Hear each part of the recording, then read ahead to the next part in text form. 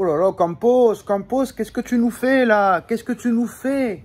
Est-ce que tu as regardé mes vidéos? C'est pas possible, t'as rien foutu pendant 1 mois et demi. Déjà que tu fous rien depuis 3 ans. Mais là, mon frère, je sais pas ce qui se passe. Je sais pas ce qu'on t'a promis. Est-ce qu'on t'a envoyé un virement? Est-ce qu'on t'a envoyé un chèque en blanc? Est-ce qu'on t'a envoyé une mallette de billets de 500?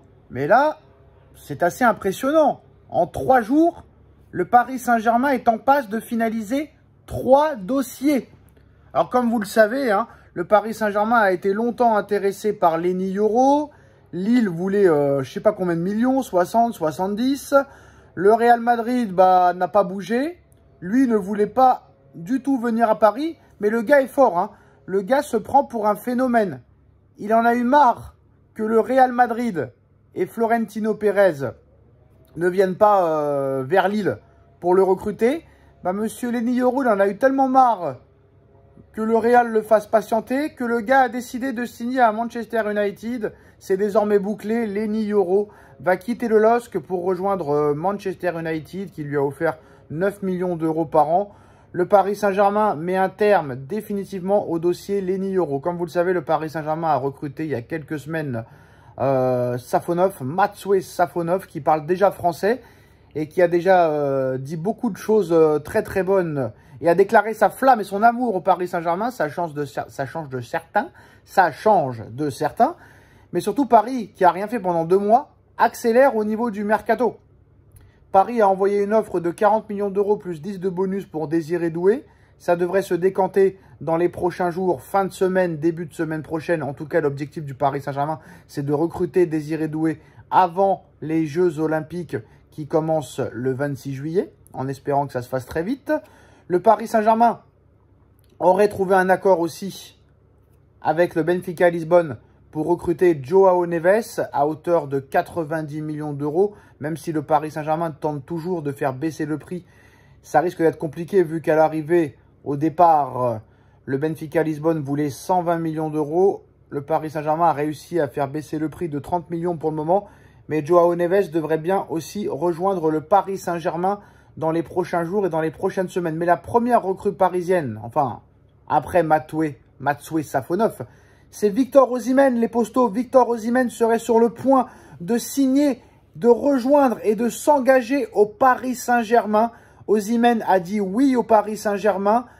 Le Paris Saint-Germain a accéléré sur ce dossier. La presse italienne annonce un accord définitif avec le joueur et avec son agent. Il ne reste plus qu'au Paris Saint-Germain de se mettre d'accord avec le Napoli qui demande, pour rappel, 120 millions d'euros, mais qui serait prêt à négocier à partir de 80 millions d'euros. Et si Osimhen rejoint le Paris Saint-Germain, ce qui devrait être le cas d'ici 48 heures. Apparemment, on attend une arrivée d'Osimhen d'ici 48 à 72 heures. Au plus tard, lundi prochain, Victor Osimhen va rejoindre le Paris Saint-Germain, ce qui va anticiper le départ de Randal Kolo Muani. En interne, Luis Enrique a précisé à ses dirigeants que qu'il ne comptait pas réellement sur Randal Kolo Muani, que c'était plus un transfert de Nasser Al-Khelaifi à l'époque.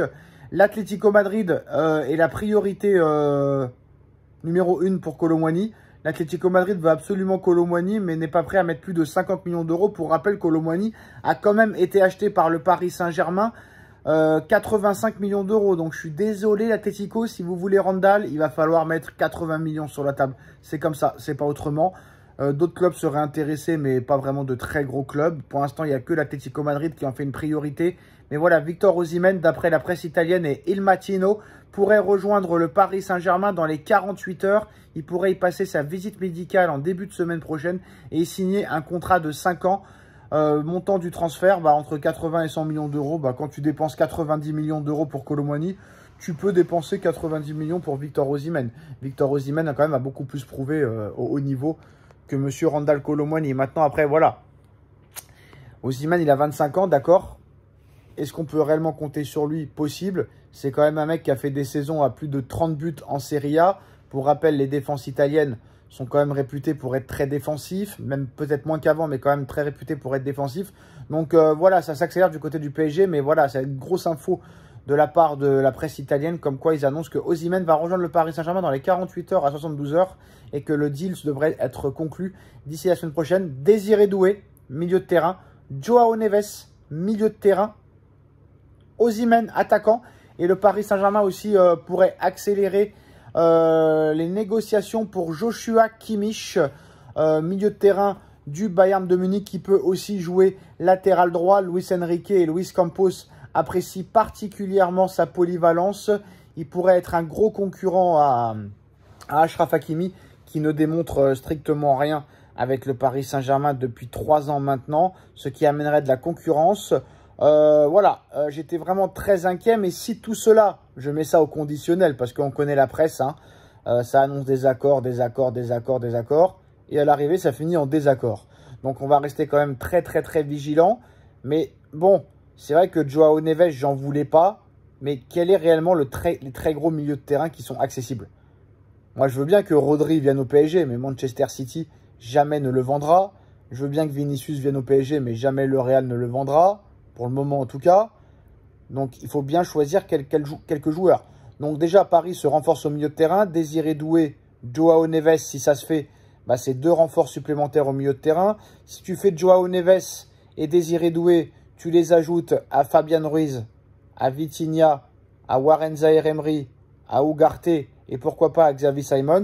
Et là, tu peux prétendre avoir un très gros milieu de terrain, même si Xavi Simons, ça risque d'être compliqué.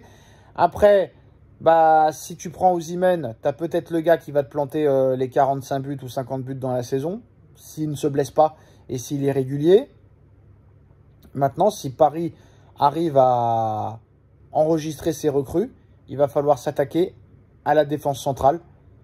Alors, il ne faut pas oublier aussi que Moscardo est arrivé. Moscardo rejoint le Paris Saint-Germain en provenance des Corinthians.